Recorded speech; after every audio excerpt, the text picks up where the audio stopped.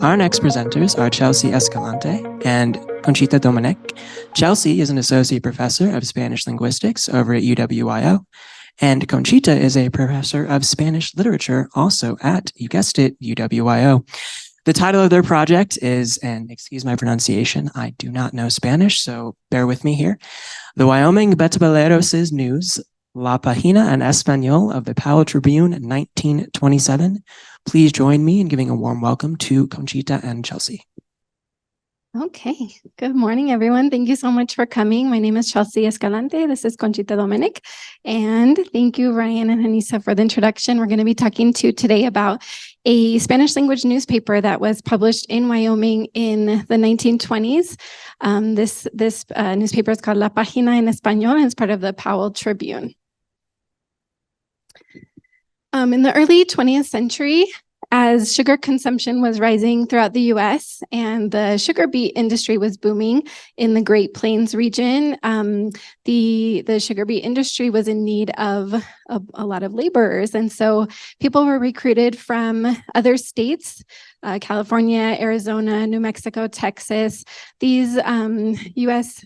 Workers were, a lot of them were Spanish speaking, and workers from Mexico were also recruited to come to the Great Plains region to serve as workers in the sugar beet industry. This was mostly a seasonal labor. However, the sugar beet industry wanted as many laborers as possible to continue to live in this region throughout the year. And so there was a big emphasis of building communities and structures that would make places like Wyoming a place that the laborers would want to live year round. The word betabeleros comes from the Spanish word for sugar beet, which is betabel, and then the ero means worker. So the betabeleros were the sugar beet workers in Spanish. And so the Powell Tribune wanted to reach out to these betabeleros, the betabeleros community that was growing in Wyoming in the 1920s. And so in 1927, they decided to publish a page in the Powell Tribune, all in Spanish. And this was quite different from, the norm of the region where we didn't have very many Spanish-speaking forms of media. And so the Powell Tribune was very unique in this way and innovative at the time. There were 23 issues published every Monday from May 1927 to October, which was roughly the growing season. And so this is a really interesting archive that we have, a very interesting kind of like window into the life and culture of the Wyoming Betabeleros communities of the 1920s. This is kind of what the newspaper looked like, and we have some replicas and kind of translations over here for you to look at if you want to during the Q&A session or during lunch. But the Página en Español, again, it was found inside the Powell Tribune, and it covered different topics. There were news, articles, international news and local news. There was a sports section. There were wedding announcements, birth announcements, death announcements. There were community kind of announcements like the 4th of July celebration, for example, dances, things like that throughout this newspaper, and lots of advertisements as well. La Página en Español is a little bit different of other ethnic newspaper or immigrant newspapers because the Betabeleros, they were from Mexico, but also from the US. They were Mexican Americans. And this is a reason because they were part of the Treaty of Guadalupe Hidalgo, that it was signed in 1848. Just look, it's only 79 years. And the residents of Arizona, California, Colorado, Nevada, New Mexico, Texas, and Utah, they were annexed or incorporated in the United States. So they were U.S. citizens, even though that the first language was Spanish. And now I'm going to talk a little bit about the protagonist of the Betabeleros. And you cannot see it very well in here, but those are the Betabeleros here with the American flag. And in here is like a little Mexican flag. and they are all burned because they work in the field, right? One of the the characters, the protagonist of the Betabeleros is the Juan Pacheco. Juan Pacheco was the editor of La Página en Español, and he was from New Mexico, and he came to Wyoming from New Mexico to write La Página en Español. But the thing is that he didn't make a lot of money, and he was thinking of going back to New Mexico.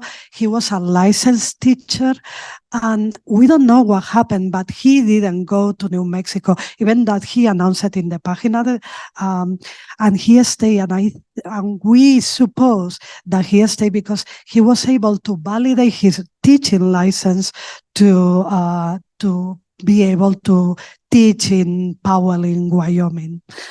Another main protagonist of La Página was the person who supposed had to replace Juan Pacheco, that he was Adolfo Jimenez, and he was a teacher as well, and he used to have free Spanish classes in Powell.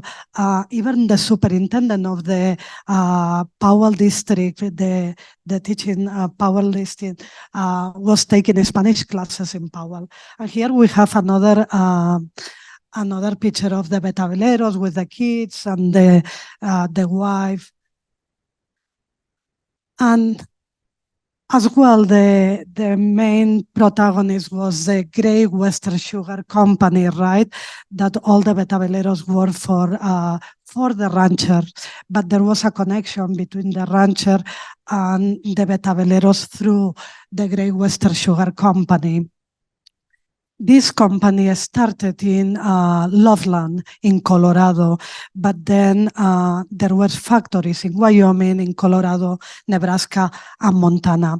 The main connection between the rancher and the Betabeleros was is called in Spanish revisador, and his name was Otto Frisbee, probably German descendant. Okay, and he made sure that the ranchers treat the Betabeleros fairly, and the Betabeleros were working well. Okay, so Conxita and I are doing a larger project on this newspaper, and so we have been studying it for quite a while now, and we pulled out, there are lots and lots of things to talk about, as you can imagine, but today we're going to be focusing on kind of two main themes that we see throughout the newspaper. The first is that La Página was used as a tool of outreach to the community, to the Betabeleros, to make sure that they felt welcome and participatory in the community, but it was also used as a tool of control. And then the second thing that Conxita will talk about in a second is La Página is a symbol of integration in the community, but also a tool for continued segregation. So we're going to start with the first one. La Página is a tool of outreach to the community, but also a tool of control. In terms of outreach, we can see from the very first issue that the editors were trying to make the Betabeleros feel welcome in the community. And so in the very first issue, they published this message: the Tribune, the weekly paper of Powell, greets more than 700 Spanish-speaking residents of Powell Valley, hoping that through this publication, for some months of news in the Spanish language, that we will bring these beat workers in closer contact with our way of life, dedicated to their interests, and that the Tribune will be guided by the interests taken in this publication. We want all of you to be part of this community in our beautiful valley, in our schools and churches, and we don't know a better way than to put out a page of the Tribune in your own language. So again, a very welcoming message, getting the idea across that they want to have an integrated community with the participation of the Betabeleros.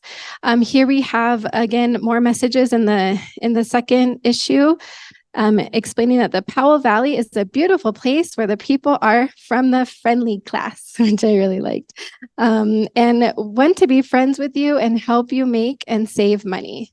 And then there are kind of some invitations throughout the newspaper announcements that even though the Betabeleros were the consumers of the newspaper, they were also being asked to contribute to the newspaper through writing little snippets of information, sharing their news with their community members. So they were taking agency in the newspaper.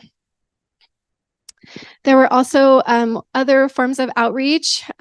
For example, a lot of information about a great 4th of July celebration that was going on in Powell. I'm not sure if they still do this, but it seemed really, really cool, especially for that time and having such a small community. They had a very well-developed 4th of July program that was all day long, including lots of events and contests like horseshoe throwing, baseball games, picnics, fireworks celebrations, etc. And the Betabeleros were included in part of these celebrations. There were also dances that they were invited to. The dances were often fundraisers for the Betabeleros baseball team, which is also really cool. The Betabeleros baseball team, there was one in Powell, there was one in Level, and they would play against each other, and the newspaper would report on who played what position each week and who won the game and why. So there, as we can see, there's lots of evidence for showing that the newspaper was kind of a tool for outreach, but there is also some evidence that the La Página was used as a tool to kind of control, manipulate the behavior of the Betabeleros and to influence them in certain ways.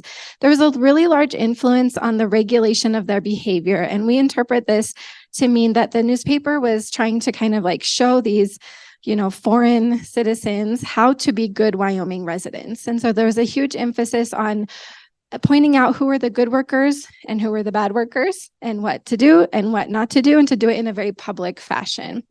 There's also, obviously advertising and warnings to the readers, for example, to make sure to pay for the Tribune and things like that. So just for a few examples, this is a certificate of merit that they publish. They publish like the template in the newspaper and said, each worker will be given one of these at the end of the season, but it will be based on your performance. So there will be a first class merit, a second class merit, and a third class merit. And down here, it says all of the good workers will receive certificates of first class. All of the workers that are not worried about doing a good job will receive the third class certificate.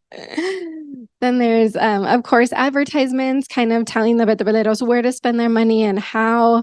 And then there are things like, for example, this one here says 70 families have paid for their Tribune. And so the Powell Tribune basically started the publishing in Spanish, and nobody really, at least as far as we can tell, there wasn't a system that somebody like signed up to receive the page. They were just given the page and then told, you have to pay for this. You have to pay for the subscription now. And then they published the list of who had paid and who had not paid. Okay, so Conchita is now going to talk about the symbol of integration and segregation. Yeah, let me start with integration. And in here, you can see the number of families that of Betabeleros. In 1922, there were 705 families, but in 1927, 2,820. This was the biggest Spanish-speaking families. Also celebrating the 4th of July celebration, that it was very important. And one of the things of very progressive that we thought that it was very progressive is during the celebration, they sang in Spanish, the Betabeleros sang in Spanish, "My country it is of thee," and we thought that it was progressive. But also, we can see some segregation during the 4th of July celebration, because there was a celebration for the English-speaking people at the beginning in the morning, and then another celebration for the Spanish-speaking people. Another thing is that the newspaper, even that it was a newspaper, they call it a page, like, and it was inside the Powell Tribune, like it was subjugated to this Powell Tribune. And And this probably it was not intentionally, but the thing is that the Spanish language, we have accent marks and another letter that is ñ, and they couldn't all the La Página en Español, it doesn't have absolutely any accent mark or ñ. So, for instance, this title right here is a little bit weird because Nina, it should be Niña, right, with the ñ, and Espanola, it should be Española. Also, in Spanish, we don't capitalize the titles unless, not like in English, we only capitalize the first word of the title or the words that they are normally capitalized. So it's like following the English rule, right? Let me show you 3 more examples of this segregation. So we bring these beat workers into closer contact with our way of life, right? These workers and our, we don't know any better way to publish a page in your own language, your language, our language. And the last one, probably the most significant, we want you to be interested in this community, our beautiful valley, our schools and churches. So you, the other, you, the Spanish speaking, can be in our beautiful valley, right? And the last thing that we are going to talk is about the lyric theater. So the Spanish speaking Betabeleros could go to the theater, but only to the lado norte. Lado means side, so they had to be segregated to the north side, while the rest, the English-speaking people, could be in the other parts of the theater. Well, thank you so much for listening and for coming. And if you are interested in seeing La Página en Español, you can go to the archives in the American Center, Heritage Center. I mean, it's free, no password or anything. And please, if you have any question or anything, you can contact us. Thank you.